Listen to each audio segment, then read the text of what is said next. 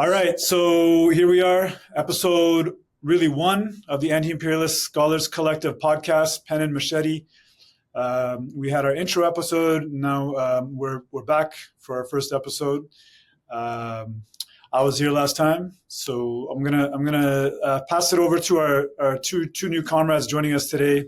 I mean, members of the AISC collective, but so we have Alex Aviña, Jemima Pierre. You guys want to maybe just start by introducing yourselves? Sure. My name is Jemima Pierre. I'm located in Canada. I'm originally from Haiti. I was born in Haiti, raised in Florida. And I do a lot of work on, I'm an anthropologist, but do a lot of work on the relationship of political economy to race as articulated through white supremacy, capitalism, and imperialism. And so really my focus is on the relationship of imperialism and global white supremacy, as well as the ethics and politics of Western knowledge production and disciplinary formation. And so that's my focus. And a lot of my work has been on West Africa, but also lately, with the past decade or so, has been a lot on Haiti and the role of U.S. imperialism in the Caribbean, but with Haiti as the center of that analysis.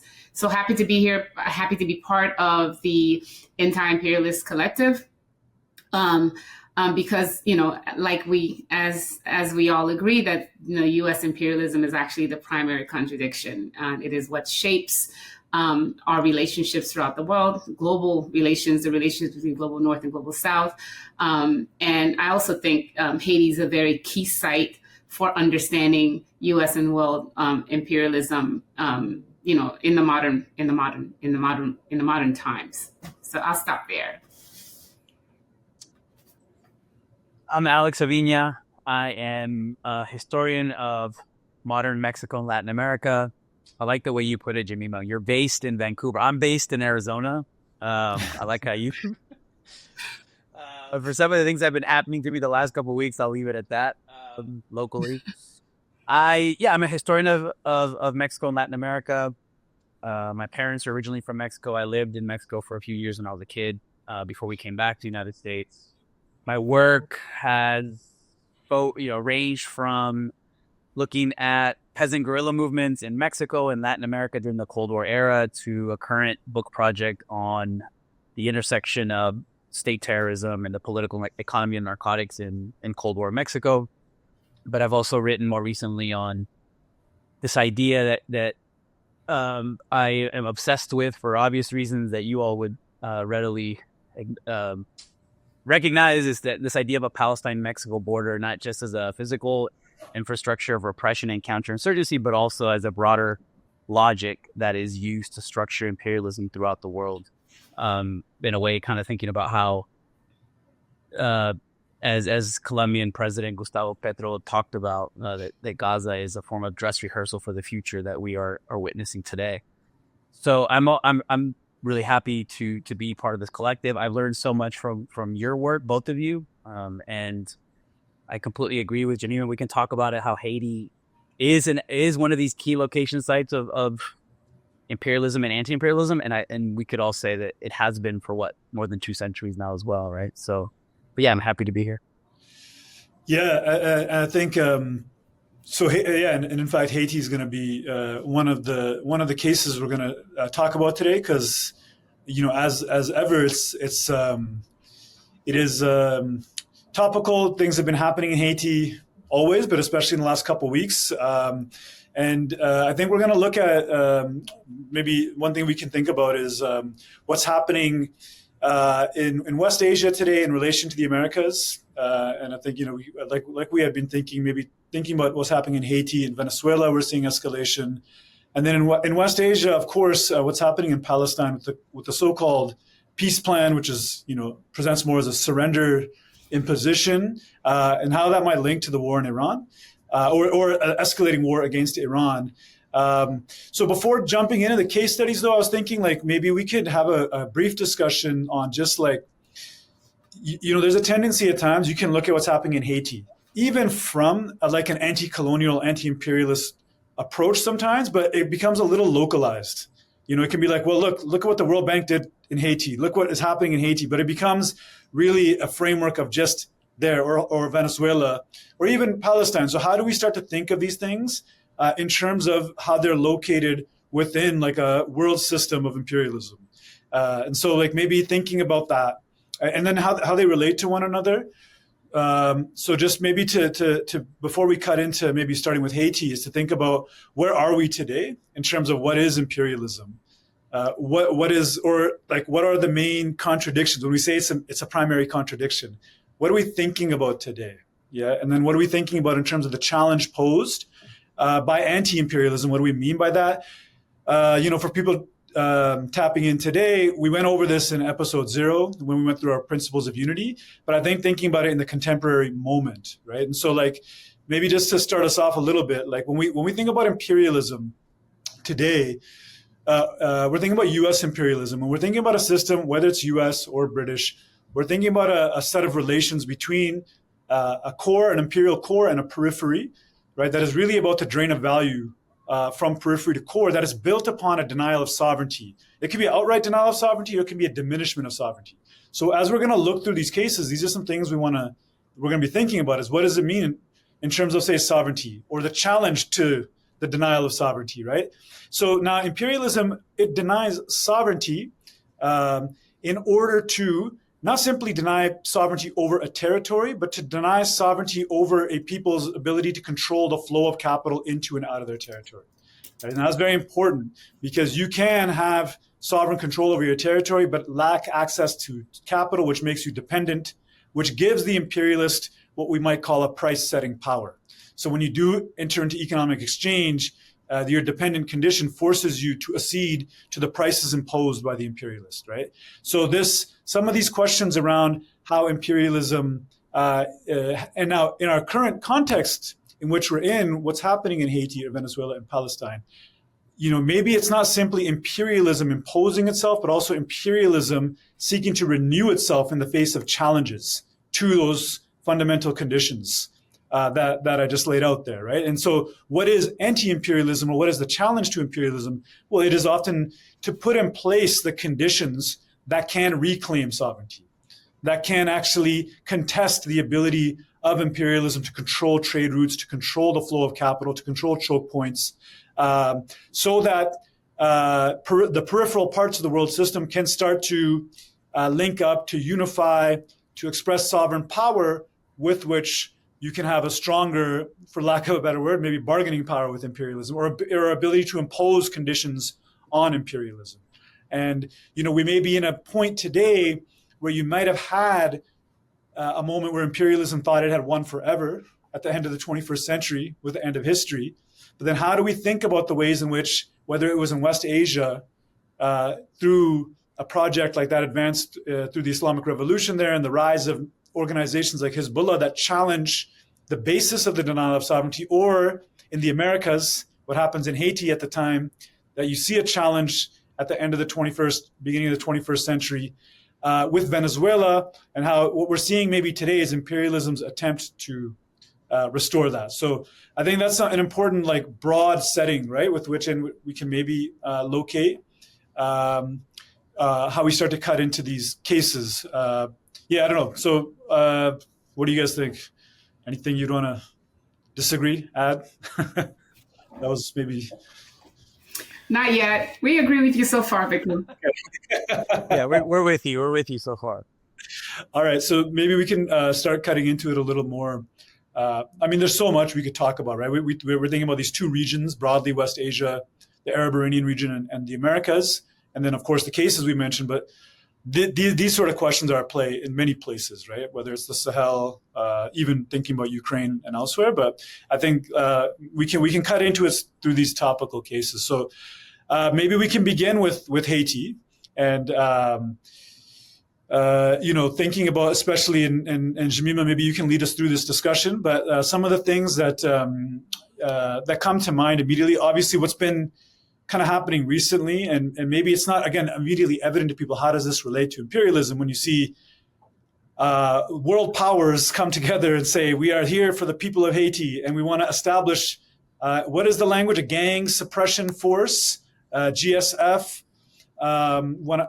established this, and we are not just doing this because we are imperialists. This is what the region wants. This is what the world wants. This is a international community initiative. So what is the significance? Like what is happening with that gang suppression force? Is it informed by imperialism? Does it tell us anything about imperialism? Yeah. So I don't know if you would want to start that discussion. Yeah. The UN the UN Security Council just voted 2 days ago on October 1st for dispatching a gang suppression force to Haiti, which would have more than 5,000 military officials from all over coming into the country, supposedly to deal with gangs. Now, let's remind each other that, to dispatch a Chapter 7, which is the UN Chapter 7, which means that, military invasion of a country that allows the military forces access to use air, sea, land, whatever force they want on the local population for gangs.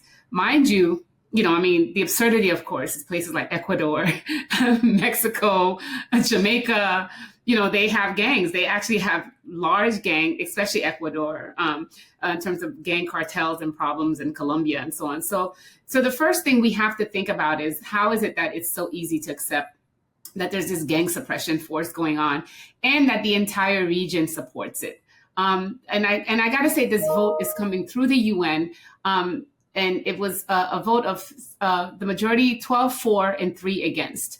The 2 against are the 2 permanent members, China and Russia, who abstained. They didn't vote against, they abstained, because if they voted against, it would not have gone through. But China and Russia abstained. And that's something we could talk about later. But this gang suppression force actually comes to supplant the multinational security force that they call the MSS that they voted for 2 years ago for Haiti, where they had Kenyan soldiers and police come in to cover Haiti. Now, on the face of it, this looks like, the Haitian government supposedly requested foreign assistance, and, the Caribbean community supported it, Latin American, and then you have the Latin American countries in the Organization of American States, the UN General Guterres, the head of the UN, pushed for it, and this was co-written. The thing for gang suppression force was co-written by U.S. and Panama, right? So on the face of it, it looks fine, right? The Haitian government is doing it, but because people don't talk about Haiti, we don't realize, for example, that the current so-called government of Haiti is illegal and illegitimate. And to understand that, then we have to go back to 2004, when the U.S. basically, or to 1991, when the U.S. basically snuffed the first really elected, almost like a leftist government that was about to be put in place in Haiti, and in 1994, with Jean-Bertrand Aristide, which came to power with 70% of the country, landslide, the masses voted for him. And then in 2004, when he came back to power, the U.S. flew their military in, removed them from power, and basically killed a lot of his supporters, dismantled the Haitian government, and then installed a puppet government. But the U.S. was able to do that through the UN. And that's why we have to understand Haiti as a key laboratory, because in the past, the U.S. would basically, like they did in Grenada, like they did in Haiti in 1915, send their military to take over. This time, they basically went in through this notion of multilateralism, using the UN structure to say that this is what's happening in Haiti is a danger to the international community. And so we need a military force to go and stabilize Haiti. So they had a stabilizing mission where they sent up to 12,000 military soldiers from all over the world. So they were able to get what we call multilateral, imperialism, right? Where the U.S. was able to use the UN apparatus, get buy-in from the West, from Latin America, to send all their soldiers to occupy Haiti on its behalf after it had removed the president. And so in the president and the cabinet. And in the past 21 years, what we've had is the installation of puppet governments, and the control of Haiti through the core group, which is the group that was set up core group of foreign countries and institutions that basically make all the decisions in Haiti. Up until this moment, the core group is still existing in Haiti. So what you have is puppet after puppet, governments after government. And then so the US had a prime minister in 2021 that it installed after the other president it installed was assassinated. And it's this 2021 where they were able, after protests from the masses, because they were able to basically, they were fighting the UN, the IMF got Haiti to remove fuel subsidies, got Haiti to remove, to go against this thing called Petrocaribe, which was funding from Venezuela under Hugo Chavez to provide aid for Caribbean communities.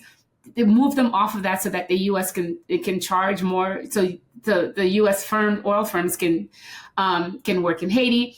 And so they were able to, as these protests grew, they started saying that there's a gang problem in Haiti, and used that puppet to fly to Kenya to sign an agreement, even though against the Haitian constitution, the prime minister has no legitimacy to sign these things.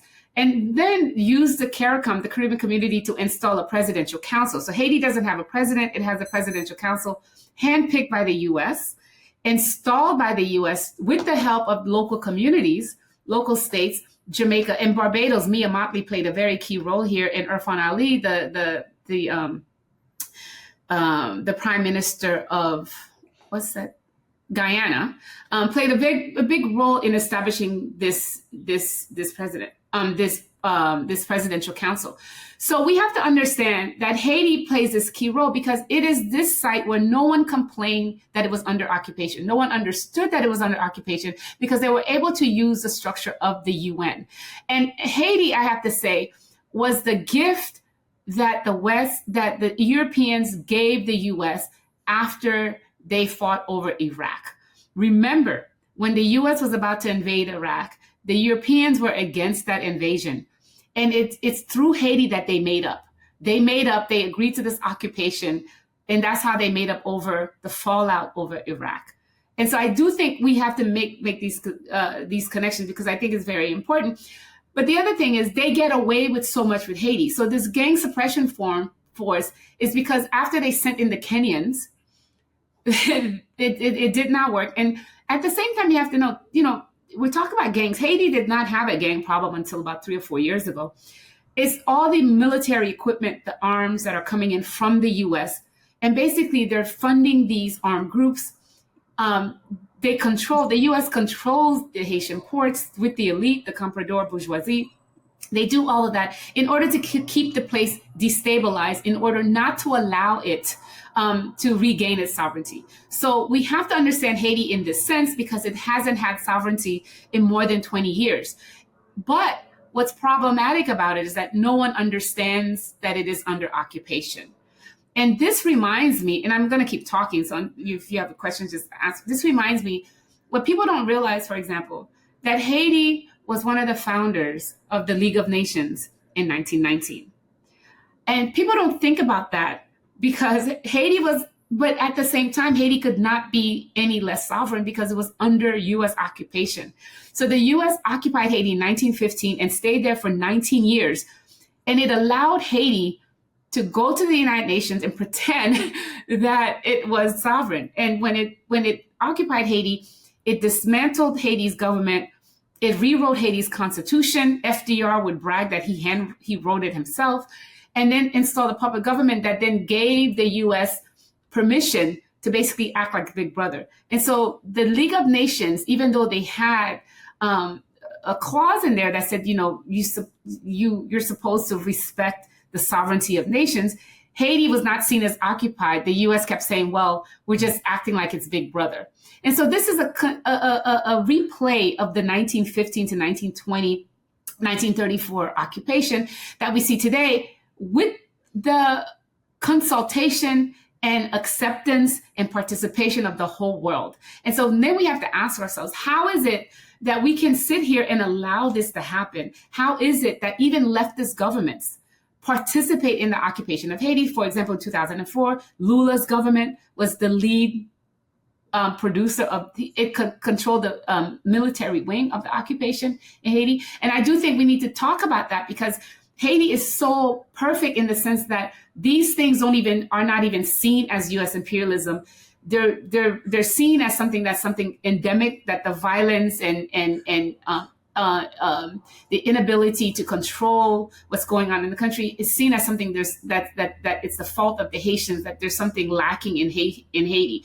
And even leftists who embrace Nicaragua, Venezuela, Cuba as revolutionary governments cannot take the time to understand how significant the imperial control of Haiti is and why it matters that they can control Haiti in the way that it does. Yeah. That was, I think people should go back and replay what you just said a few times, because I feel like there's like there's much. A lot. I can go on, but there's a lot. I think like legit, because if there was actually like an anti-imperialist university, there's like 5 dissertations waiting to be like written out of a lot of what you're saying. But I actually, and also I was gonna say too, like rather than me just like calling on you guys for each, like, you know, like Alex, you know how to wait till thing, like jump in whenever too, like so it's more discussion format too. And then I'm sure Sina will cut out what I'm saying here right now, but yeah, just want to put that on the table. Just I would just start by I mean, obviously I agree with everything that Jemima was saying. I think Haiti, and this is part of just learning from Jemima's work, right, that Haiti has currently and has always represented a sort of challenge for the Latin American left, that it continuously fails. It's leftism, as you put it in an article, right, Jemima, that it stops at Haiti, right? And we see at the very moment that the pink tide, the so-called pink tide, was gaining momentum in the 2000s, Lula participated in this really shameful action. And we see a repeat of that today. The Black Alliance for Peace published, and I think you shared this with the group, Jemima, that this interview that a Haitian economist and Marxist from the early 80s, this interview that he gave, where his essential argument was that the problem of Haiti is a problem of Latin America. But for a variety of reasons, historically, Haiti gets exceptionalized within the region, right? For racial reasons or for linguistic reasons or quote unquote cultural reasons, whatever. It tends to be, by historians and even by revolutionaries, it will get placed outside of the scope that is quote unquote Latin America. When in fact, the problems that Haiti has encountered through imperialism since 1804, it's the problem of the entire region. So what they call gangs in Haiti today is narco-terrorists in Venezuela. It's the same shit. But there's still this refusal for the region to acknowledge, one, the profound radicalism of the Haitian Revolution. I mean, it's still, in my mind, it remains the most radical and the most profound revolutionary process in the Americas to this day. Maybe that's part of the reason why the left can't quite get there in the region, right? It still has not been able to grapple with that radicalism, and maybe we can talk about that later.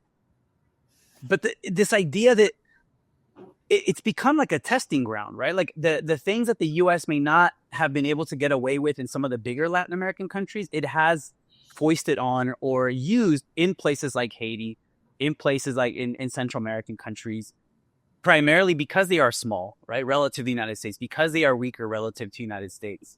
I think like a dynamic that's different that we're witnessing play out right now is that they're taking on Venezuela. I mean, they've taken on Venezuela since the early 2000s, and they've used pretty much every dirty trick in the book to try to foment some sort of internal regime change, from the coup d'etat against Hugo Chavez through this horrific economic war that they've waged since the mid-2010s, when Obama labeled Venezuela as an existential threat to U.S. national security. They've tried every single trick. The one that they haven't is outright military intervention, which seems to be building up today. And I think they're going to meet their limit. But of course, not without a huge amount of human suffering and civilian suffering in a place like Venezuela.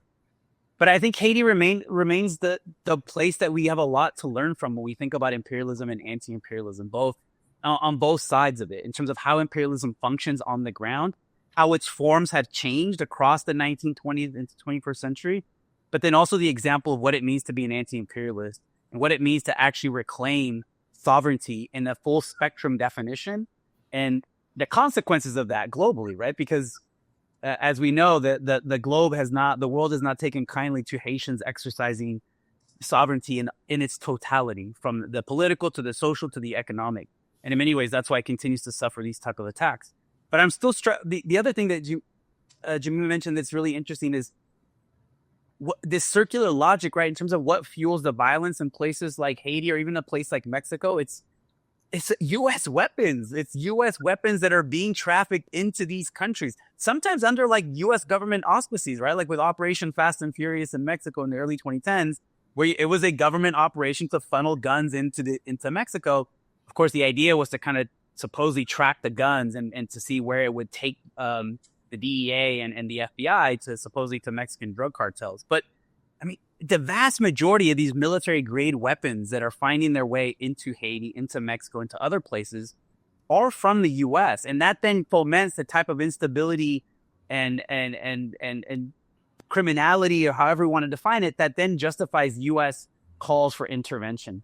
And then the final thing I'll say is, in terms of the vote to approve this, was it gang suppression? The language in this is really interesting, but thinking about it from the perspective of like a country like Mexico, that's been, now it's in the second presidential term of a so-called leftist or social democratic administration, and thinking about what motivates them to approve this type of operation, it's domestic political concern, right? I think it's the fear of Haitian refugees and asylum seekers coming to Mexico. And I think that's been a constant throughout the 2010s to today. Like what allowed someone like Lopez Obrador and now Sheinbaum to vote for this type of shameful action in Haiti is to say, well, we don't want criminal instability and violence to continue to force a displacement of Haitian refugees into a place like Mexico. And they simply don't want to deal with that refugee flow for a variety of reasons, including very racist reasons. So they will go and they will join other Latin American countries in signing up for an action that at some point is going to be used against them. And if Venezuela and Haiti are in the crosshairs right now, then we know Mexico is as well, just thinking about the type of bellicose statements that Republicans and some Democrats have been articulating against Mexico since the early 2020s. But it's that inability to recognize that the problem of Haiti is a problem of Latin America. And I think that's a really interesting critical point to start our critical analysis. I agree. You know, the Michel Roth-Triot, the Haitian anthropologist, has this perfect quote that says, Haiti is the oldest neo-colonial experiment in the modern world. And we actually have to understand it that way. I do want to just quickly go back to why it is that countries like Mexico, so even Colombia, even Petro yesterday, after saying all these things, you know, castigating the U.S. as imperialists and the Zionists as, you know, conducting genocide, what does he do? He's like, oh, we will provide military force for this gang suppression force, right? So, but I'm not sure it's about just the refugees, because, you know, the truth is the refugees in Mexico started with Obama in 2016, when, you know, started with Brazil. You know, Haitians went to Brazil because Brazil was the occupying power, you know, with its military from 2004. And then when the World Cup and what's the other sport thing? The World Cup and the other sports. The Olympics. When Brazil was hosting the World Cup. You got to host our sports podcast whenever it comes up. Right. Right. When they were hosting that, they were able to bring all this cheap labor from the country that they were occupying, Haiti. And then and then there was a downturn in the economic position of Brazil when oil prices went down. So they all left and basically walked overland, right, for seven countries to get to Mexico, because that's the way that they could get into the U.S. And then at the same time, AMLO worked a deal with Trump, you know, and to do like their remain in Mexico policy and the metering and all that stuff, which actually grew the population of Haitians in Mexico, right? And but the question though is so yes, immigrants, perhaps, you know, that's been something, but in 1991, in 2004 in particular, they saw what the U.S. did to Haiti. And it wasn't about Haitian immigrants in Mexico then. And they saw what the U.S. did in Haiti. They knew that the U.S. removed they flew a plane in and put this president on a plane and flew him out to sent him to Africa, right? So how does the left, you know, in Latin America not, you know, how do they see this? And one of the things that we actually have to talk about as well in terms of the left is people were disappointed in Aristide, the Haitian president, because he was forced to adopt certain, to come back in 1994 because he was deposed twice. He was forced to adopt neoliberal policies, and a lot of the left really failed him after that. And they did not see, for example, the embargo that the U.S. put on Haiti from the late 90s, early 2000s, and all these different things. And that is something. And then people always see, for example, Cuba as like the perfect revolution, right? And even though Cuba's under a blockade, they get more support. You get more people out thinking about Cuba, Nicaragua, than you do about Haiti. And I have to we have to think about, part of that is a racism, right? And we have to talk about I hate the word, the anti-Blackness, but there is a racism that comes to Haiti that goes back to the Haitian Revolution, where the Western press was saying, like, these are savage Africans eating whites, killing whites, raping whites. That's, even today you can say there's cannibalism in Haiti and people will believe it. I mean, that's what the New York Times is writing about even now. And I do think there's something that to be said about it's 221 years of a counter revolution against Haiti in all aspects, right? In terms of intellectually, right? In terms of like politically, the counter revolution that constructs Haiti as this always already terrible bête noire, right? I mean, that's literally, right? For the world, but also for the region. So even in the region, even Black countries in the region hate Haitians, right? Yeah. And so that's something, and so then it can explain, I think, how easy it is to be like, oh yeah, Haiti has these problems. They have these gangs. The only way to deal with Haiti's problems is always violence, right? It's a military force. Nothing else. It's not even about like reconstructing the state. We were not even allowed to have puppet governments. Yeah. You know what I mean? Just like you have all these neoliberal neo-compradors in Trinidad and Guyana and all that stuff. We're not even allowed to have that. Yeah. And that itself is something that's interesting to me. Yeah. And I wonder, like, I was thinking when I was listening to you guys talk, like there's a way in which, and I think the race question is really central here. But also, I do want, if we have time, and it's okay if we don't, like, this is an important conversation, but I'm reminded though of also, Syed Nasrallah from Hezbollah, something that he said, like what really matters, he's like, imperialism can accept you as a Muslim, but it can't accept you as a sovereign Muslim. So like, he's like, are you a sovereign Muslim or a non-sovereign Muslim? So when we bring the race question about what Haiti signifies, right? Like, Chuck D, and I'm going to pretend like I'm actually like with it, but I'm like actually dating myself because it's not with it to be like, nobody knows who Chuck D is nowadays. We're trying to reach the youth today. You're like, hey, remember Chuck D? You're an old head. That's what you are. You're not with it. You're an old head now. You're an old head now. Chuck you D, just revealed yourself. I was like, remember kids, Fear of a Black Is he still alive? Fear of a Black, come on the show, Chuck D. Let the kids know you're still with it. So like like sovereign Muslim, non-sovereign Muslim, but it reminded me of Chuck D's, I don't know if it's an album or a song from Public Enemy, Fear of a Black Planet, right? Like both. This, but what Haiti signifies, right? This sovereign, it's like a certain type of, there's an anti-Blackness that's deployed, but in the imagination of imperial capitalism, the idea of a sovereign Black nation on the doorstep there, and I think it poses questions for us. What I'm hearing you guys is like, Haiti's not exception. It is, but just like Palestine shouldn't be exception, it's keystone. Haiti is a key to understand the whole system. And is it a key to discipline the Americas? So there's an anti-Black racism, but also like, what does it signify?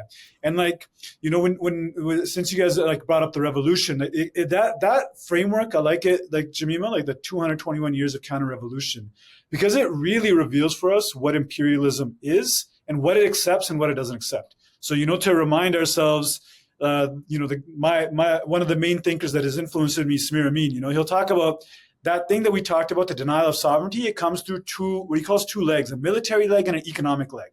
So you deny sovereignty over Haiti, you impose it by establishing greater force.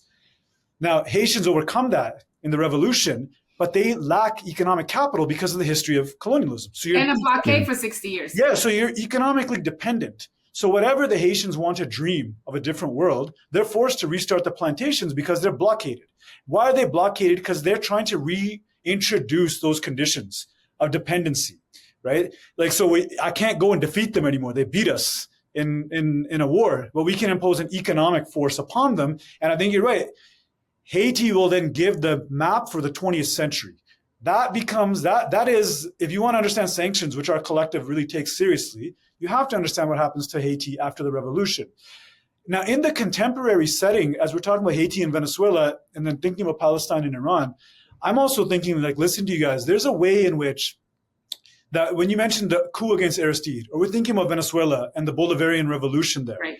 these themselves are anti-imperialist shots that were fired against what they called the end of history. So, you know, like if you think about, you mentioned Aristide in the 90s.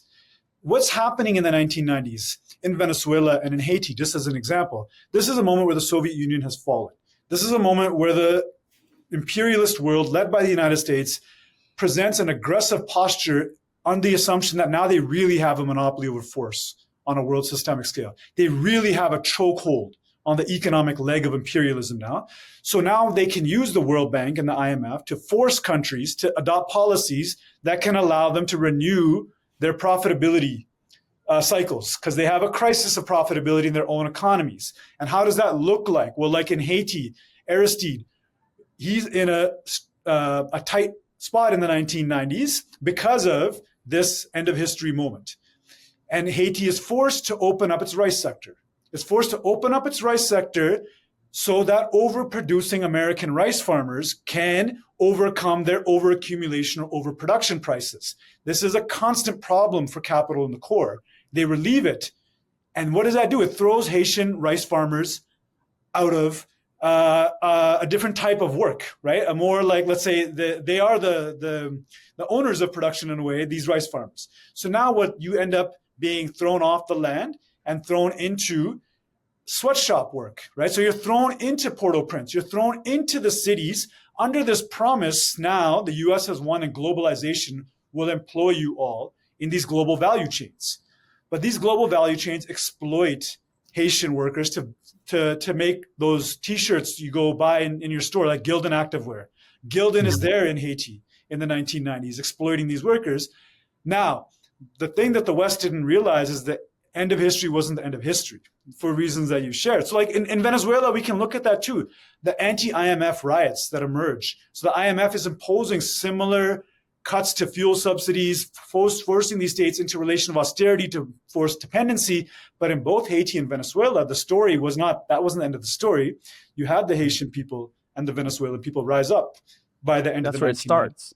I mean, Right. the reaction against it starts in Haiti and in Venezuela, right? I mean, Yeah, exactly. There was an attempt in the mid-'80s to form a debtors cartel. So at the high political level, you had Latin American and Caribbean countries try to form some sort of debtors cartel to not pay back those IMF loans that they had taken out as a consequence of the debt default crisis of the early 80s, right?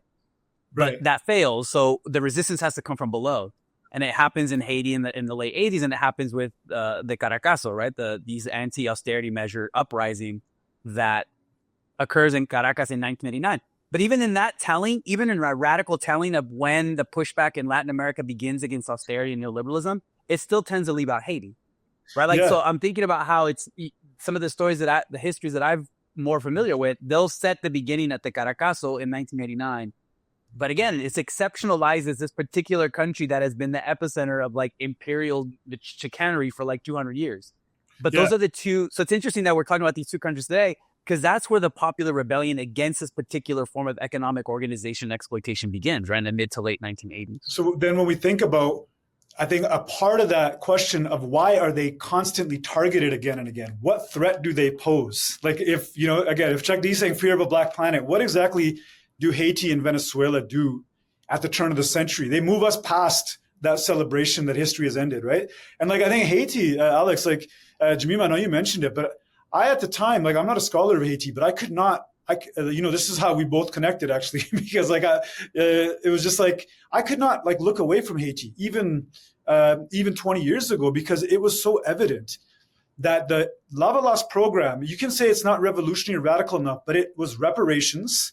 Like it was saying, just like the Palestinians in Al-Aqsa flood. Al-Aqsa flood is saying what you thought was settled is not settled. 1948 continues to exist. So Aristide, not just Aristide, but this program is saying we want $21 billion. And they would write that on the walls of Port-au-Prince. We want these wages of these sweatshop workers who were thrown off the land because of that neoliberal struggle. We want those wages to be tripled. more sovereignty over any mineral resources. Now that is a challenge to those basics of imperialism. Like reparations, come on, like if that actually happens, what financial power are you going to be able to project to impose dependency, not just on Haiti? Like that would have implications for the entire world system, right?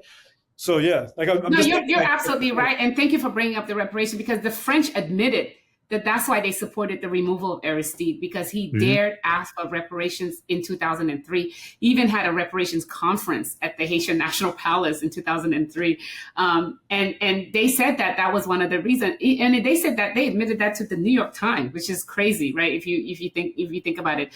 But you're right. Aristide was really interesting. And the 80s is very important for you because Haiti was under a US-backed dictatorship up until 1986, right? And then you have, major upheaval, and the U.S. decides to not support the Duvalier regime anymore. France sent a nice plane, and he basically flies and lives in luxury in Paris until he dies in 2011, right? And so you have that. But then when the U.S. tried to actually control the elections in 1990, so between 1986 and 1990, what you have is a bunch of military leaders supported by the U.S. until it's untenable. In 1990, they tried to have elections because the thing is, remember how they always say free and fair elections, like they're talking about right now in Syria, right? Free and fair elections means the elections they control. And they tried to put in power this World Bank guy called Marc Bazin, and they underestimated the power of the people, and they underestimated how the people would support Aristide. And as an aside, I just want to point out that the two, you have oligarchs and you have people, wealthy people. The two key people who supported Lavalas and Aristide were these Palestinian Haitians who, the Esmari brothers. I don't know if people know this, right? So that's really an important. And they were both assassinated in Haiti. And so, I've not heard of that. Right. And so they were both assassinated in Haiti by the warlords, whatever you want to call them. But it is important to think about that, because when the elections happened, they were shocked by the results because the masses voted against what they wanted. And they decided then that they would never allow those kinds of elections to happen in Haiti. And we haven't had it since. And I got to say, even Jimmy Carter tried to convince Aristide to not take the position, even after he won. This is like the favorite little liberal, right? That the people love, the Democrats, right? This warmonger, Jimmy Carter, right? Yeah. And so I do think it's very important to think about like that kind of control, and the fact that they do want to control, because when you look at the WikiLeaks papers, what they really hated was the fact that Aristide wanted to like raise minimum wage. He used to say, from like, he said something from really bad to poverty, like from extreme poverty to poverty. He's like, that's all we want was just a step, right? So Haiti has always had this thing where the masses, the economic progress of the masses is really what brings them out. That's why Aristide still had so much support. And they took him out. The WikiLeaks paper says they did not want this anti-market presence in Haiti. And this is what the U.S. ambassador, Janet Samuelson, said in the WikiLeaks papers. And they're very clear about that. And what they also wanted was to remove people from the land, right? And to shift them into factories. Because Haiti is still one of the few places where people own land, right? And it's still primarily agricultural. So it is that these economic relationships that they don't want. And also Haiti has 13 million people, which is what you need. As the U.S. prepares to go to war in China, as it's losing, these cheap places where you can have factories and so on and so forth, you need the labor, and you need this kind of labor under your control. And I think you're right. And I like that you're saying all of this in the sense that whenever I hear that IMF is forcing people to remove subsidies, I'm like, hey, this happened to Haiti. This happened to Haiti in 2021. Fuel subsidies, especially, they're forcing that now in Nigeria. And all of these connections are important for us to have. And I don't want to talk too much about Haiti, but I do think we need to actually shift to talk more about what's going on in Venezuela, because I think oil is very, very key. And also think about Hugo Chavez set up what they call the Petrocaribe funds, where he used oil when oil prices were high. And this to me was the most radical of the policies of the Bolivarian Revolution, where he said, we're going to set up this thing called the Petrocarib funds for the Caribbean countries, where we're going to sell you oil at like 1% interest. And you don't have to pay us back for 25 years. And you can take the profits from the oil for development of your country. That's what Petrocarib was all about. And the US hated Venezuela for that, because it was one of the first time that you had this kind of like, outside of Cuba, which always supports, the region and the world. It was Venezuela who actually did that for the Caribbean and for Haiti in particular. And those things are tied to me, Yeah. So I think we should, I think Alex, you wrote a really important piece on our My Machete blog that people should check out on. I just like the framing of the piece, and like, so maybe thinking about Haiti and Venezuela. I know you talked like maybe a little more about Venezuela in the piece, but maybe like, I think thinking about Haiti as well. So as we make that shift, I just wanted to touch on one thing that I think is also important before moving on this gang question, and then we can get to Venezuela and the question of oil. Is like, in 2004 when they overthrow Aristide, they don't talk about gangs, but I don't know if you remember, Jemima, they had this language, the chimères. Like maybe I'm saying it wrong, but like, it was a very derogatory, pejorative word that it was attached to the lavalas as these armed kind of weird, like they would represent these youth, right? As though they're needing to be occupied. Like you're saying, Haiti is occupied. And in a way, at the time, they come up with this program, Defense Development Diplomacy, a 3D program, where they militarize the question of development on the assumption that you can't actually integrate this surplus labor into capitalist circuits. Like, it's a surplus labor that cheapens the price of labor. It brings down the price of labor, but you will actually always just want to police it. And like the question of the removal of subsidies, fuel subsidies, what's happening there? It's a way you can increase profitability for oil firms, but it also is a way to cheapen the price of labor, because you're forcing workers across the South into labor circuits, right? Because they have to pay more for oil. It's increasing their reproductive costs. So there's like a structural push also around this. But then since 2004, you don't have a way to integrate that labor into it because the conditions of sovereign development don't exist. So again and again, you come back to this logic of militarization, of occupation, of policing. And it's interesting, maybe shifting to the discussion of Venezuela, what role does Haiti play? Maybe thinking about Venezuela, in the title of your piece is like unity. I'm just going to pull it up here. It's like unity or submission question mark, right? The great Yankee risk. And obviously that poses the Petro-Carib program as a program of unity in a way, right? Like it's a regional unity. Yeah. A regional unity. Like, and Nkrumah might have said in Africa, in this context of Pan-Africanism is what you need to fight imperialism, because it gives you a power that they can't impose prices and cheapen your labor. A unified oil market might do that, right? That your title also poses the question of the Bolivarian Revolution. I think what it put on the table, right? And I think just maybe on that too, like, Bolivar, I think, was in some ways inspired by or informed by the Haitian Revolution, right? Like there was something. Yeah, very directly. Yeah. They saved his ass. Yeah. Yeah. So the unifying impulse of that movement as well. So yeah, I don't know, like if you want to maybe lead us through or think a little bit more about that, like what's happening in Venezuela today in relation to the questions we've talked about, and we can come back to how it links to Haiti, but yeah, I think that would be a good thing to think about right now. I think I was just trying to think through, obviously through the lens of the present with this military buildup in Venezuela. And I think in the piece, I referred to it as like another punitive expedition, right? Which the original one was used against Mexico during the Mexican Revolution that actually invaded Mexico to chase after revolutionary Pancho Villa. And it's thinking about that this has always been the question for Latin America and the Caribbean since independence, right? It's particularly as the U.S. increased its power and capacity as an imperialist entity, expansionist entity throughout the course of the 19th century. Like the region is watching this, and the choice before the region was always unity or submission. Like, do we unite as a bloc in an effort to forestall or prevent imperialist submission to the United States, or do we get picked off one by one and we cut our own deals with the United States? And this has been a constant struggle in the region throughout the 19th and throughout the 20th century up to today. I mean, we see it in the piece. I talk about we have a bunch of examples in the region today, and obviously the the ones who are running the great Yankee risk are people like Daniel Noboa in Ecuador, not thinking of the fact that the U.S. is really good at discarding leaders once they're done with them, right? Like, so, but that's the risk, right? So you have Milei in Argentina, you have Noboa in Ecuador, and actually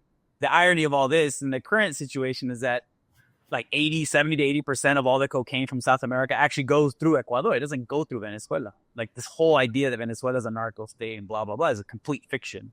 And we can talk about that if you want, but this is just that's just another general trend that U.S. allies in the region, particularly during the 20th century, they tended to be the actual narco terrorists. They ended up being the actual narco states, whereas revolutionary governments who are deemed enemy of the United States, they're the ones who are actually tagged with that charge when it's actually not a reality. So just thinking about like the array of options that Latin American Caribbean nations have to draw from their past. Are they going to unite as a region? Are they going to make the dream of Bolivar a possibility? And here I'm talking not just about Bolivar's dream during like the final phase of independence against Spain, but like when he is in Haiti in like 1815, 1816, licking his wounds. And I think it was Alexandre Petion was like, okay, we will help you out. We will give you soldiers. We will give you the material means through which you can return to South America and liberate yourselves from Spain. What you have to do is like abolish slavery, which he didn't do or for a variety of reasons, right? But that, to me, that example, and actually Haiti was at the epicenter of all Latin American independence movements, not just with Bolivar, but Haiti, both the Republic of Haiti and the Kingdom of Haiti were involved with independence movements in Mexico, in places that are now part of the United States, right? So that's one of these like, not hidden history, but like an alternative historical example of what this region could do if it created some sort of unified front against the United States. And we do have examples of that throughout the 19th and 20th century. And the idea of like economic nationalism and economic sovereignty that Mexico develops during the course of its revolution that gets enshrined in the 1917 Constitution, that was an attempt to go against the Yankee imperialism that had dominated its country. And it actually inspired most Latin American constitutions throughout the rest of the 20th century. And it did inspire some form of hemispheric solidarity with Mexico. Similarly with the Sandinos guerrilla movement in Nicaragua in the late 20s, early 30s. So the region does have examples to draw from. And the region and regional leaders know this history, right? This is one of the things I always appreciate about Hugo Chavez. Many things I appreciate about Hugo Chavez, but one is like, he was a student of history, right? Like he was very clear about what historical reference he would draw upon from the past to justify and to propose solutions for the present, right? So obviously Bolivar and Bolivarianism was one, right? This idea of pan-Latin Americanism and national solidarity and a different form of sovereign development beyond the terms of U.S. capital. But he's also drawing on he was drawing on slave rebellions during the late colonial period. He was drawing on indigenous rebellions. Like he was offering a really rich historical telling of the region that offered examples for resistance in the present. And what's really interesting is to think about is that pink tide represents, with all its limitations and problems, it did represent an effort to unite most of the region against the United States. One of the problems with this is that, well, not a problem from the perspective of Latin America, is they were aided in this effort by the fact that U.S. was like occupied elsewhere, right, in the 2000s. And by the time the U.S. started to pay attention to Latin America again after failures in Iraq and Afghanistan, you had something called ALBA, you had Petrocaribe, you had these regional efforts again to exercise some form of sovereign development beyond the control of the United States and the IMF and the World Bank that actually developed the means of economic and political sovereignty within individual nations, which is what these popular movements have consistently demanded. Like they want a form of economic, political, and social system that is fully democratized, that gives everyday people a way to shape their circumstances of their everyday lives, not of their making. But then the other option is also enticing because these countries see the overwhelming power of the United States, what it's doing to Venezuela, what it's done to Cuba for more than 5 decades. And that also, and if you consider their own individual ideological prerogatives, that also is an enticing option, but that it never plays out well, right? It never ends well. It's not going to end well for Daniel Noboa, just like it didn't end well for the president of Honduras, Juan Orlando Hernandez, who ended up actually being a narco trafficker, and the U.S. turned on him and threw him in jail. So that's kind of like the problematic that I'm thinking through in that piece. Right. I think that is important. If I can jump in quickly, it's just it is interesting to think about. When I talk to Haitian scholars, and you talk about U.S. imperialism, and they tend to focus on the internal problems like corruption and all this stuff, and reminds what you just said, Alex. Like they see that they cannot beat the U.S. That's the thing. They're like, well, if we fight, we end up like Haiti, right? Or we can't beat the U.S. But the other part though is the fact that when I'm looking at what's going on in Venezuela, the fact that you have comprador states, right? You have these neo-colonial states. The U.S. imperialism has been very good in putting in power through color revolutions, National Endowment for Democracy, the soft power that we've seen over the past 60 years, right?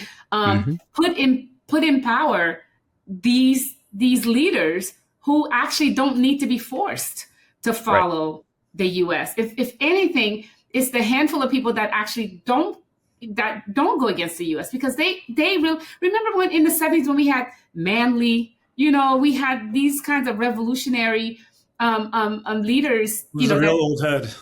Right. Right. People like that, right? From the 1970s. There's a great documentary called Life and Debt.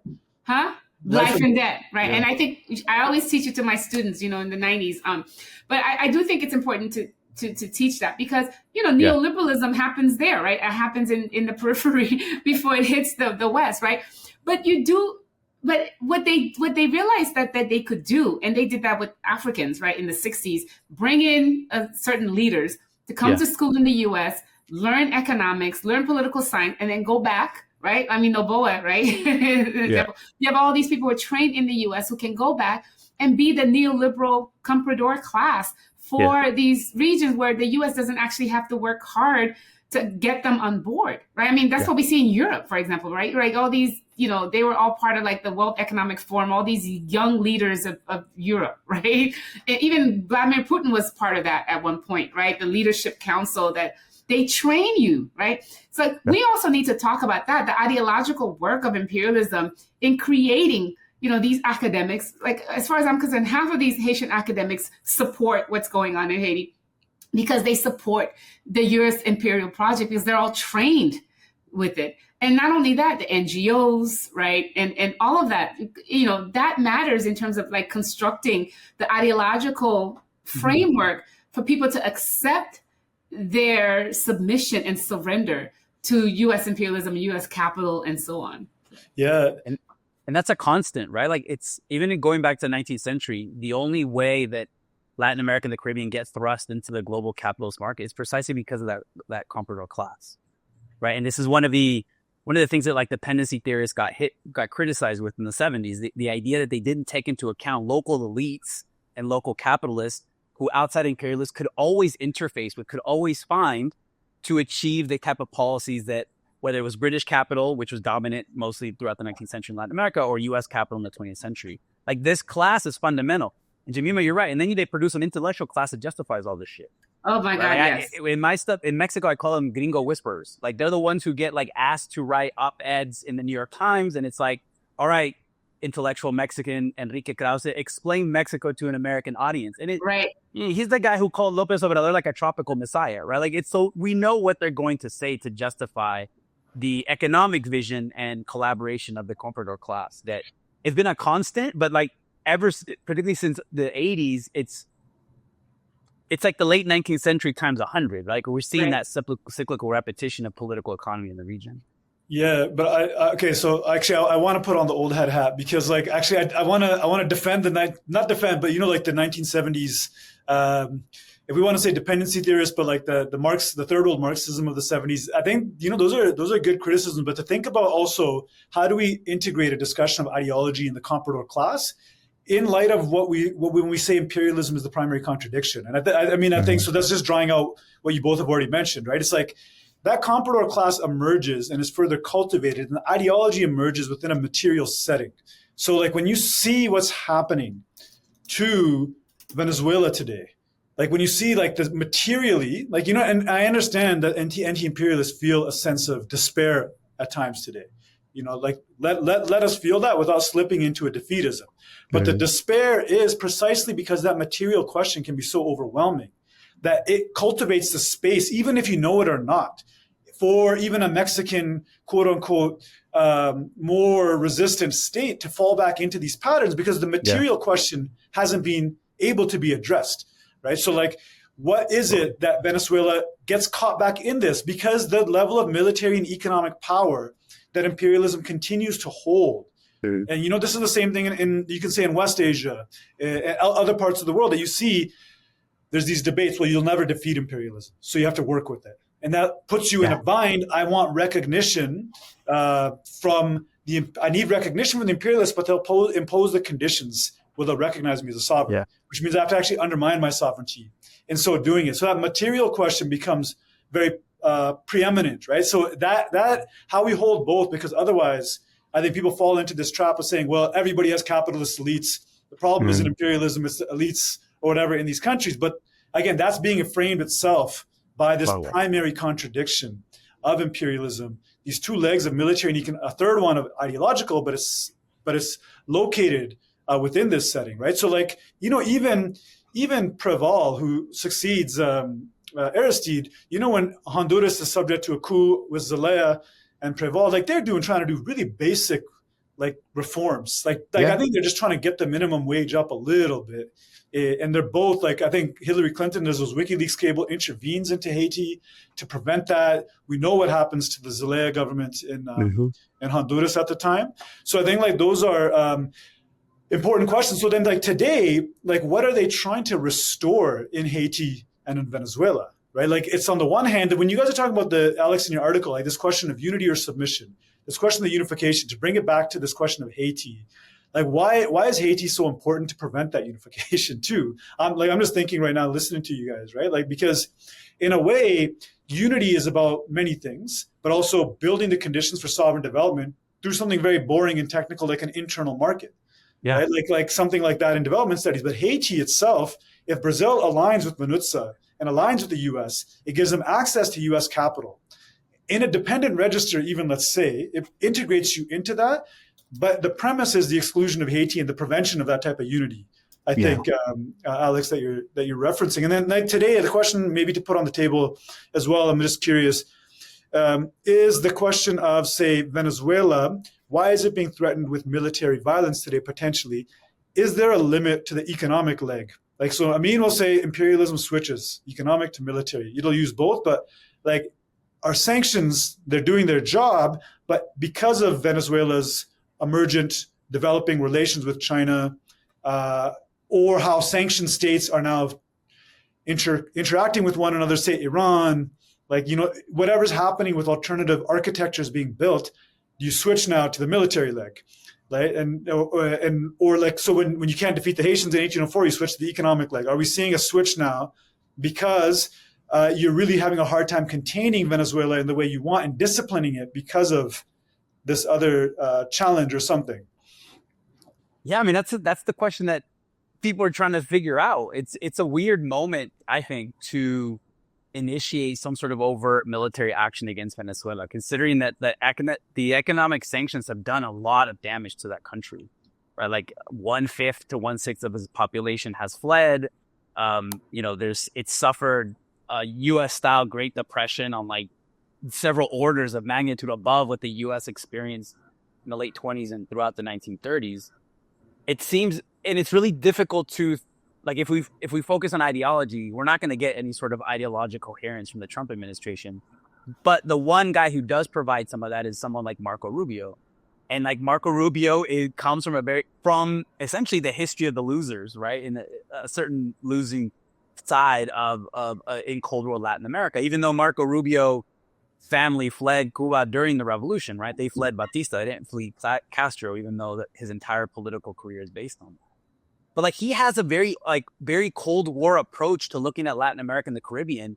And it might just be as simple as like, I'm in a position of power. I can push forth some of the revanchist dreams of this very unique political culture that exists in South Florida that has been nourished generationally by different right-wing exile groups that have lost the revolutionary process in Latin America. They flee to Miami, and it just keeps nourishing this political culture, and then it mixes with a very toxic anti-blackness as well, right? So that also gets expressed in very particular forms. So I don't know. I mean, it's very clear that regime change is the goal, and using what I find interesting about this, I guess analytically, which sounds kind of sick, but you see the war on terror, the war on migrants, and the war on drugs as the framing logics all coming together in this operation. And on the one hand, it speaks to the ideological incoherence because it feels like this administration is trying to grab at everything to justify what is just like old school gunboat diplomacy. And also thinking about like there's people within the Trump administration who had offered a diplomatic solution out because Maduro thought that he had some level of understanding with the Trump administration. Like, all right, we're going to find a way to coexist, and then we're going to restart Chevron's operations in Venezuela. And that's like the Richard Grenell wing. Like this is a more like more typical U.S. old school approach to Latin America. Like we don't care what regime's in power or government. Like as long as there's some sort of stability, we're going to cooperate with them. But that approach has been completely overshadowed for this much more bellicose militaristic one. So part of this maybe it's an exercise or projection of military power devoid of any sort of ideological legitimacy. It's just showing we can do this. We are now the Department of War. We're going to call out generals for being fat and short. And now we're going to exercise our power in the region against the one country that is left that represents some sort of substantial challenge. Why? Because of oil. I think that's why they're going that's really the key, right? I mean, Iraq was oil, right? It was the control. I mean, but remember, I mean, that's the connection we have to make. I mean, that's the economic part, right?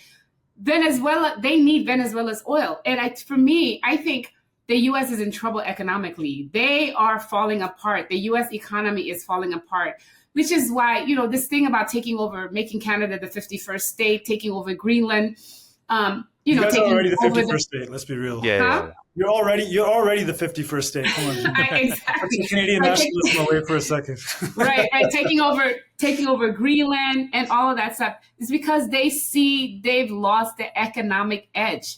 And Venezuela, remember, the largest, and that's why they're going back to forget the green revolution and this and that. They're going to raw oil. We want the oil. We want to take it.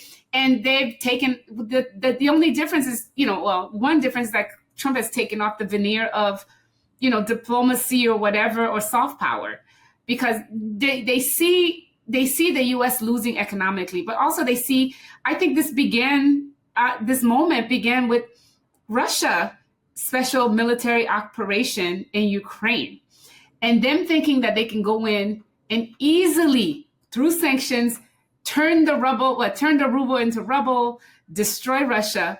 And we are 3 years in, and Russia is winning. And not only that, Russia's fighting against the entire NATO, and they're losing out, right? And I do think between that and then Iran responding the way it did, because I don't think they thought Iran could could come out the way it did, right? And so they need to actually rebalance and recalibrate the global hegemony, right? Full spectrum, as we say in Black Alliance for Peace, full spectrum dominance. Yeah. And I do think that's where the Venezuela thing is. I do think ideologically it works because Rubio and all of these people, and it helps. Yeah. But I do think the U.S. as a whole is in trouble economically. And the only thing it has left is raw power. That's what I think. I think that's really important. Go ahead. Well, go ahead. I was gonna say, like, if you guys, maybe we could, if you guys are tired, no worries. But like that's a good link to Iran and Palestine too. But go ahead, Alex. I was just gonna say, you mentioned this. I can't remember if it was Bikrum or Jemima.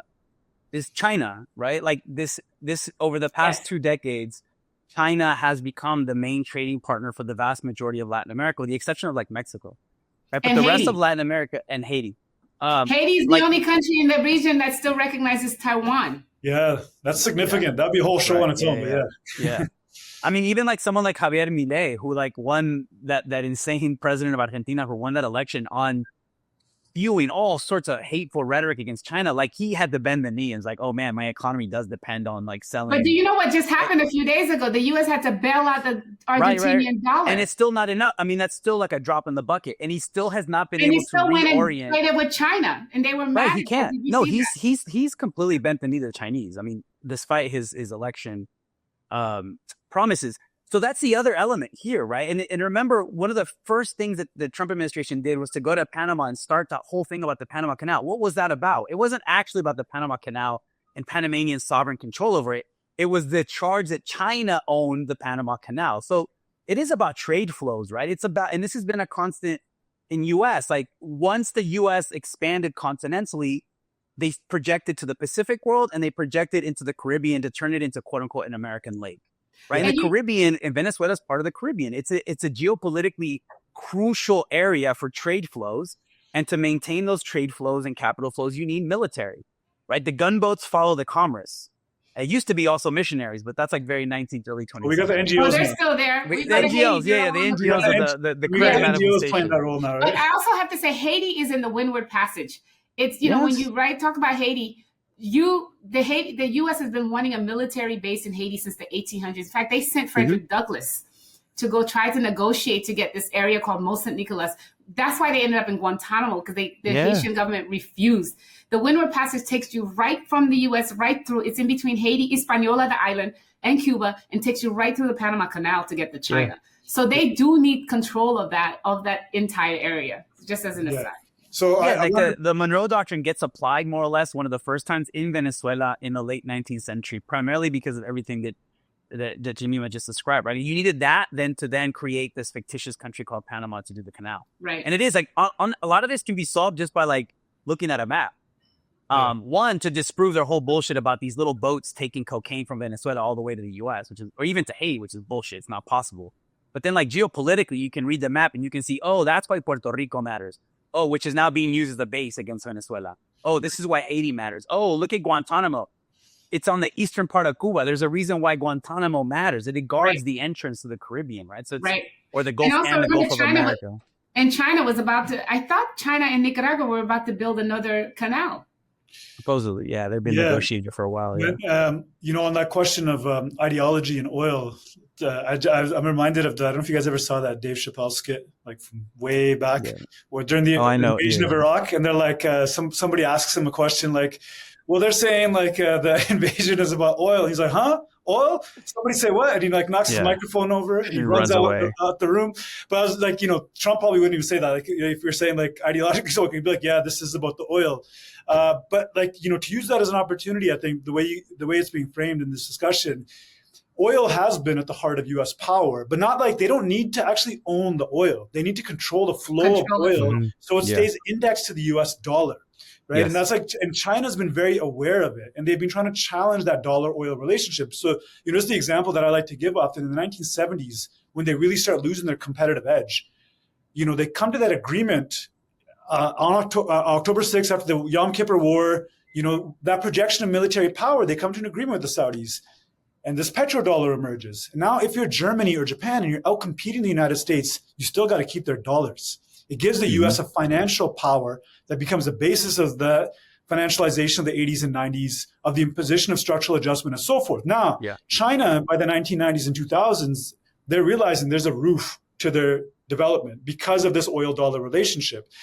And, you know, again, the U.S. is trying to control, even for Europe, they're trying to control Europe's access to oil. And we know what Russian oil did for German development. And there's a whole story waiting to be written about the German elite and how they destroyed themselves for the what, we don't know. But like their rise came through now U.S. control over oil, over Europe.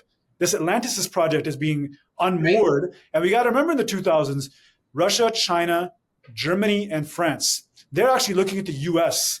as this crazy state invading Iraq. And there's this Eurasian discussion that's happening, right?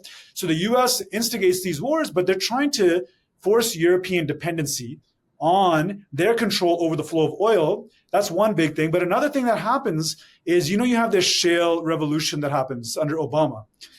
China is trying to de-link, you know, they recognize the science of climate change, right? So they're putting, for the last 20 years, they put a lot of their emphasis into renewable energy.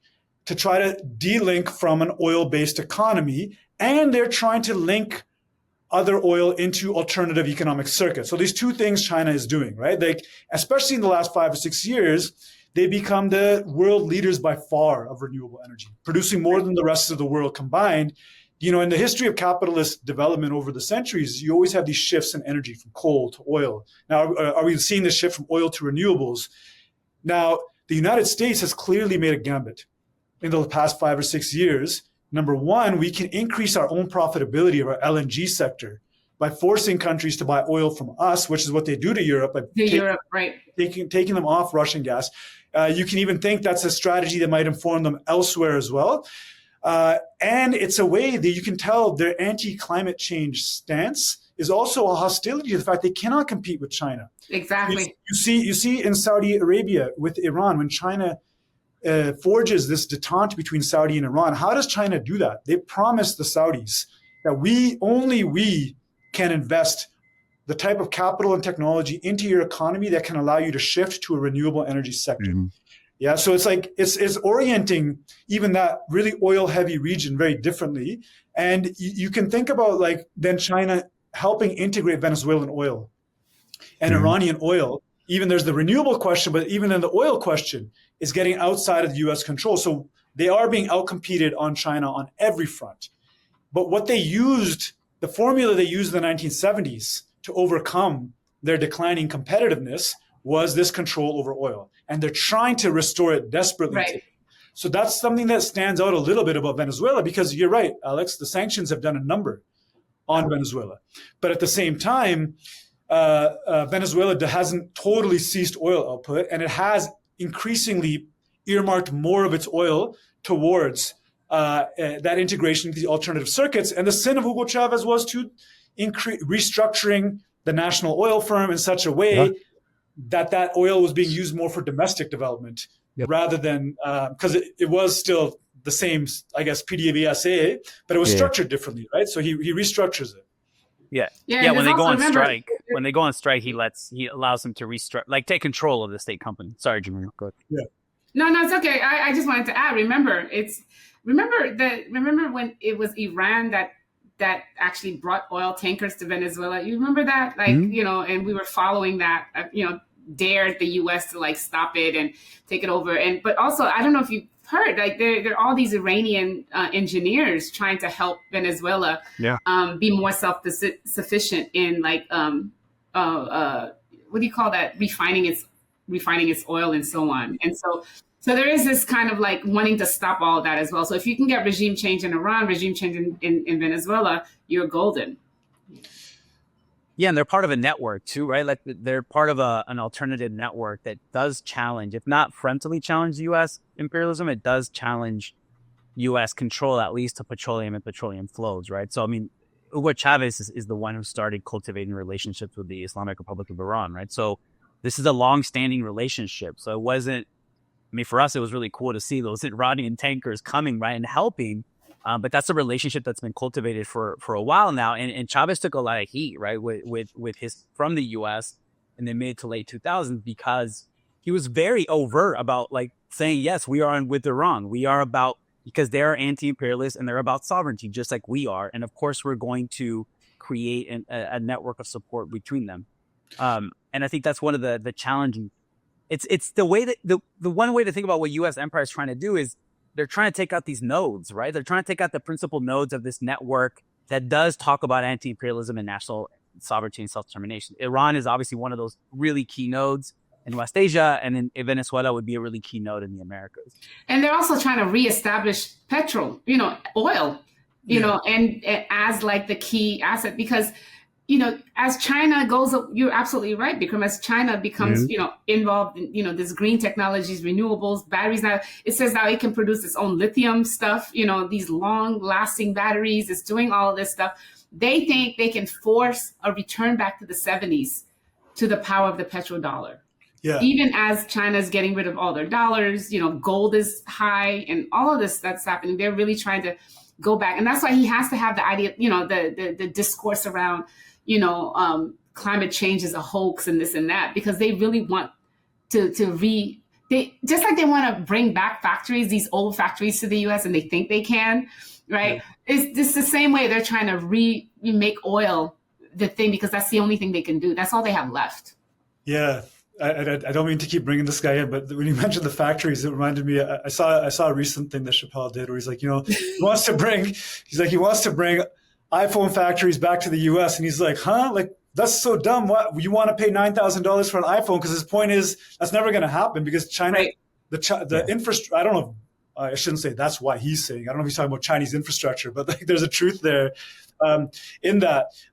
Yeah, like I'm wondering if we can maybe like shift and close with thinking about the links with Palestine and Iran, like because this discussion, it does take us there in a way, right? Because in a sense, like I think I've heard from both of you guys in different forums and contexts, of course, like in Alex, you just said analytically, you didn't like posing it this way, right? Because right now, of course, we are finding ourselves every day still looking at confronting this genocide in Palestine, right? And we're seeing this week this peace, quote unquote, peace plan that is put on the table. We're seeing this rush to recognize the state of Palestine, right? Like this supposed quote unquote fracturing, right? But I think beneath a lot of that, what we're seeing is similar to the stuff we're talking about right now. It's not just that they're attacking Palestine because the resistance in Gaza may be saying anti-imperialism. It's because whether it's Iran or Venezuela or elsewhere, where the material conditions are being put in place to challenge imperialism, there you can be subject to any amount of violence, up to and including genocide. I think that's been the rule. When these guys talk about international law rules, this is their rule. Their rule is we can give you a certain space, but if you dare actually challenge the fundamental military or economic basis of our power, we will destroy you, right? And so like when you're seeing today in the region, you do see that the revolution in Iran, whatever you want to say ideologically, like materially, there's a coherence there in how it understands reclaiming sovereign power, but defeating Zionism on a military basis. Like that's very, very clear.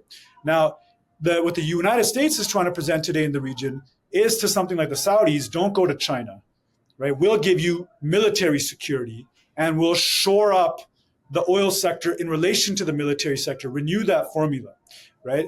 Now, why is Palestine so significant? Why are they so all in on this? Because it is through Zionism that they do project their military power through the region, right? It's through Zionism they try to teach the Gulf a lesson. They try to demonstrate to them, like this thing that we see, Qatar. Did that noise outside? You can't hear it, can you? No? Okay. There's a racket outside my office.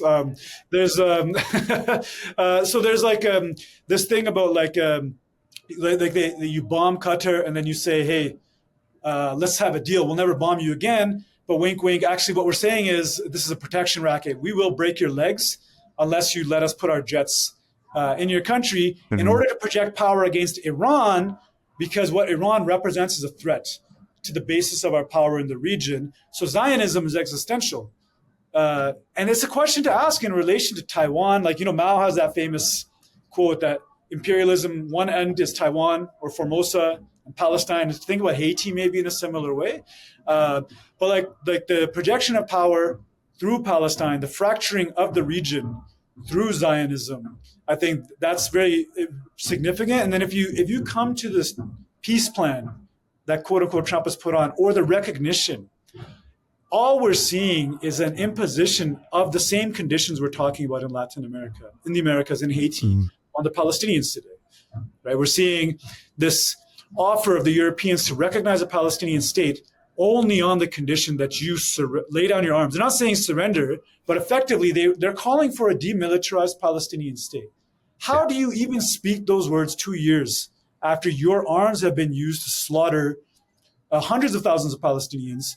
And like I don't mean to make this too whatever about that, but we'll never know the extent of it because some of the things that I've read that just make it really difficult to make sense of the world is that there's people, you'll never know the true number of deaths because they're children who were born, who were never accounted for and died under the rubble, right? Like when you think about when you think about that and how, I don't know, how you try to even think about continuing to engage in your own institutions, right? Like in this setting. But like what they're imposing on Palestinians is you lay down your arms.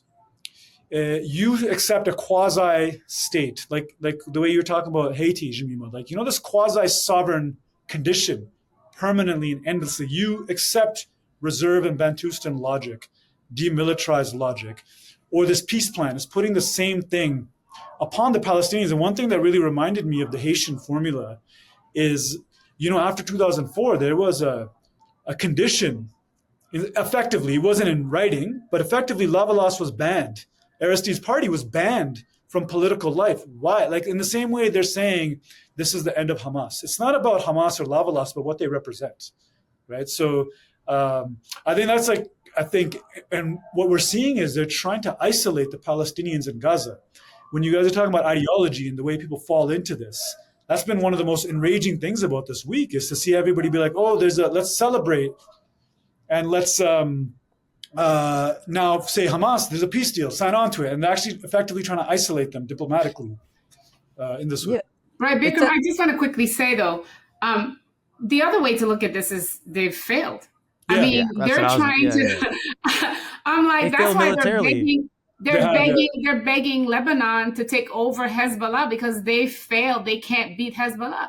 I mean, how many times have we heard Netanyahu talking about we're going to take over Gaza City? And every day I see the, how many times Trump says you're going to pay hell, just blowing people up and is what we call it, security situations, right? Like where they have to security incidents. Security incidents. And so that's why they have to use this. They're trying to use politically what they couldn't succeed in doing militarily. And so that's one way to look at it. We have to look at this as like, this is actually a win on the one hand, because they could not completely subdue Palestine, nor Hezbollah, right? Even with the decapitation, nor Iran, right? And they're going to keep trying, of course, because they don't give up. But it is important to recognize that, like, they come with the military stuff because they cannot win otherwise. That's absolutely, Yeah, and Lebanon is the case, right? Like the case study here. Everything that the Zionists have accomplished in Lebanon has been under a supposed ceasefire, right? So what they couldn't accomplish militarily,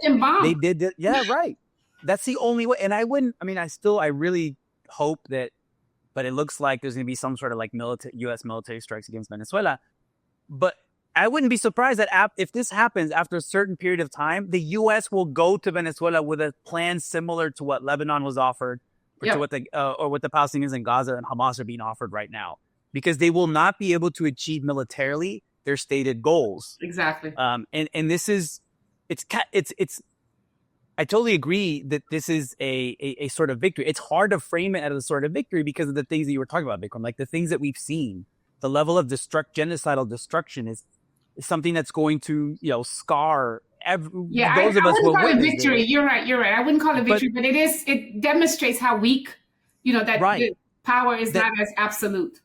And this entity remains what it was when the Bandung Conference referred to it as a beachhead of Western imperialism. And it has serious limits. Like, we know that had it not been for constant U.S. support in multiple dimensions, they would have lost. Like, they'd be worse off than they are now. I mean, part of them committing genocide is the fact that they're committing a genocide is a demonstration of a certain form of military weakness on their part. Like, they've been waging genocidal blackmail against the resistance, right? We're going to kill your people as long as you keep resisting. And it's created this sick cycle, but they cannot accomplish militarily what they have set out to do. And if something like this happens in Venezuela or even Mexico, the U.S. would have to do something similar eventually, because they would not be able to succeed militarily. Yeah, I definitely agree with both of you. I think and I think, to link it to the discussion in a different way, like even the end of history that we talked about in the Americas, it was imposed on the Palestinians too. Right. Like, I think, when I was in graduate school, that's all we saw. And like, I wonder like how we didn't see the challenge. Like, so Oslo was imposed in the 1990s. Mm-hmm. And Oslo, it does come after the prehistory of Hezbollah in Lebanon. Right. Like in 1982, they don't defeat the PLO militarily, but diplomatically, they isolate them. It's the same. Yeah. In Beirut, and they force them to leave. But that becomes the grounds And that's the history of even in treaties with indigenous peoples here.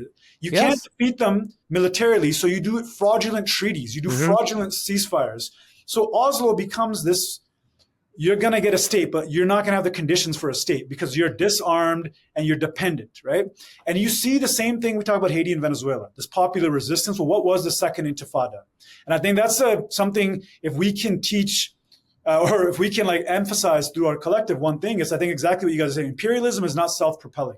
Imperialism is self-caught within a struggle with anti-imperialism, right? Yes. So we talk about Haiti and Venezuela, Zimbabwe in the 2000s, the same time as the second intifada. You have these challenges to this end of history order. That the Palestinians from the second intifada, learning from Hezbollah, have demonstrated that they won't be defeated actually on the battlefield. But what I struggle with, and I wrote this piece a couple years ago, Two Logics of War, Liberation Against Genocide. And what I was struggling with was, how do I hold both, right? That there is an inability to militarily defeat them, but then there is very clearly something that cannot be worth anything. Like, how do you hold both, right? Like, there's no way in which we reference Vietnam and say, look what the Vietnamese or the Koreans, and certainly. But like, to see Gaza is to also see this should never happen too. Like, too much is also being lost day in and day out. So how do we continue to hold, like, there is a liberation war that is kind of persistent and rising and strong. But the way the rule of Western imperialism is at that moment, we will bring this to bear. And it does speak to those material limits in a way. Right? I'll tell you the truth. Like, I didn't see the last 12 months unfold in the way that they did, right? When Hezbollah got hit and Syria got hit. Fanon has this famous quote from when Lumumba got killed. And he was kind of saying, it's not shame on us, but he was like, we forgot that you can't trust them in any way because when Lumumba was killed, he says they never have any hesitation to commit murder in the worst ways. So, the fact that they would blow up apartment blocks in Beirut to kill Nasrallah in the way that they do, there's a viciousness that's tied to their capabilities, that I think they have. But you're right, they haven't won militarily, but that's where they're turning now to this fraudulent treaty path or this fraudulent diplomacy path that they often turn to, that I think there's a real danger of. So there's a weakness, but we've seen this story before, but they don't have the basis. I think you're right to enforce it, but I think it's good if people can see clearly as to what's even the European recognition of the state of Palestine. It's fraudulent, right? The way they're putting it forward. But and I agree, Bikrum. It is a difficult thing to hold together, right? To watch the destruction, right? We see it, but then to also say, well, they have material limits. But then one way to deal with this is to actually go back and read how Western imperialism was established. And and I think the problem we've had is we've forgotten how vicious and violent and depraved the West is. We've forgotten what they did to the indigenous folks in the Americas. I mean, I always teach like Las Casas, right? Because just a description of what these Europeans did. We forgot what slavery was, right? We forget these things, and we forget how vicious these people are, and how they will. We should not be surprised by how more vicious they can be. And so I think one thing is to think about that this world that we lived in is, that's what, it's out of blood. It's a world built through blood, through our blood. And we have to always have that in the back of our minds when we think about the way U.S. imperialism works, when we see the depravity, when we see the killings, and how they revel in that. We have to remember that there's something wrong with them. There's something wrong with the West. And that's one way to actually, remind ourselves that, not to accept the death and misery, but to recognize that those doing the death and misery are really subhuman. We have to remember that. Yeah, their entire edifice, whether it's economic, political, or intellectual, is based on that viciousness, right? So like, we as scholars who define ourselves as anti-imperialists, we are doing guerrilla actions, right? Intellectually, we're operating within these intellectual and political edifices that were structured and saturated with the blood of that viciousness that goes back to 1492, or someone like Adnan Hussein would say, goes back to the 1090s, right? Because there's very direct links that you can create between the Crusades to Spain to then 1492, right? So yeah, I think that's Jemima, what you just mentioned is the kind of thing that I try to do as a historian, to try to hold both together. But it's also like, this is horrible. I don't know how else to put it, right? Like to witness this shit in real time is different from like studying it, right? And teaching it. Even if we can kind of find connections and ways, conceptual frames to understand it. I think some of it, we just have to actually, like, we can't look away. Like we have to dwell in that and find a way. Like part of what we are witnessing is part of them trying to convince us that this is the only way that this stuff is going to unfold, right? Like, so at first when I was witnessing this stuff, right at, when I started to see this stuff at the end of 2023, early 2024, I used to kind of recoil, or I tried to limit my engagement with it. But then I realized, like, no, this is part of it. Now we have to work our way through this shit. Yeah. So to achieve victory or liberation or resistance, like we have to work our way through this. And it would be a great dishonor if we left the Palestinians alone in this endeavor, right? Yeah. And, like there's something that I'm reminded about this conversation. It's like there's this author who wrote this book, The Invention of the Americas, Enrique Dussel. Like a really kind of brilliant. He has also a book on Marxist dependency theory people should check out. I think it's one of his more underread books. Really good stuff. But he has this thing where he calls the myth of rationality. And he goes to the Valladolid debates with Las Casas and them, right? But this point he's making is that it's the West that's irrational, right? Like, because what he's saying is, you see today, Al-Aqsa flood, they made it unintelligible. Why? There was a clear rationality attached to Al-Aqsa flood, but you cannot coexist with the sovereign Palestinians, just like you cannot coexist with the sovereign Haitians, right? You can only coexist with the Palestinians when they're non-sovereign and reduced to a Bantustan, a humanitarian case that you feed food to, right? And you leave them in this way, but you cannot coexist with them as sovereign. So when Al-Aqsa flood happens, there's a clear rationality. You can negotiate, if you can accept them as a sovereign with a military basis that is saying, we want our people out of your dungeons. You want to have a negotiation, there's a rational basis to this action. There's a purpose here. They couldn't hear that. But the only response is them revealing how irrational they are. They cannot actually conduct. And this is Dussel's point. There was a possibility, he's arguing, that like you could have had a communicative reason between the Europeans and the indigenous peoples of the Americas. But instead, they constructed any treaty or discussion on the basis of genocidal violence. So rather than actually, like, what is rational? I learn about your culture, you learn about mine. We have a rational discussion. Maybe we produce something new, right? Like, I don't know, like that's a potential, but instead he's like, the basis is this violence. And only on top of that can you have a treaty framework or a ceasefire framework, right? And that's what we're seeing them do today is they're basically saying, we will slaughter your children. We'll slaughter your entire families. We'll destroy everything until we can reproduce that basis, right? And that's the world they're trying to have us all accept. And I think you're right, Jemima. Like, they're going back to their foundations. It's going back to this because everything's at stake for them, because they are weak, right? Because their foundations are being threatened. Now they're going back to, okay, if we can't beat you economically, if we can't beat you according to laws of war, well, we'll go back to where we started, right? They can't win, though. No, they won't win. No, they won't. They won't win, because I think what we're seeing, like you guys are saying, in Gaza, right? Like the cradle of resistance is from where each and every day they have stood up and refused to surrender. And I think, Alex, you're right. What does it mean for us to think about when you're seeing the refusal to surrender in Gaza? What does that ask of us in light of, the analysis we're putting forward here and thinking through, as well. So. Okay, we'll leave the war on Iran for next time. Yeah, there's a lot to cover.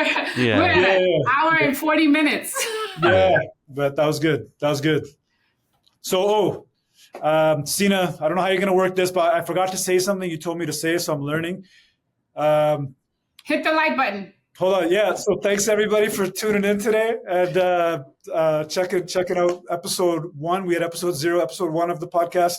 I don't know if you guys want to add how you properly do this, but I think you're supposed to say like, subscribe. Click the like button, subscribe, and share with your friends and Share with your friends. And that's it. Check out the East is a podcast. It's going to be running this for our opening episodes. You can find it on the East is a podcast as well. So check that out. Yeah, we're also going to have a link to our blog at the bottom of this video. That's true. Check out the blog, Pen and Machete.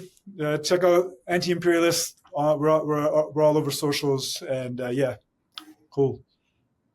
Thank you guys. This was fun. Thank you so much. This was wonderful.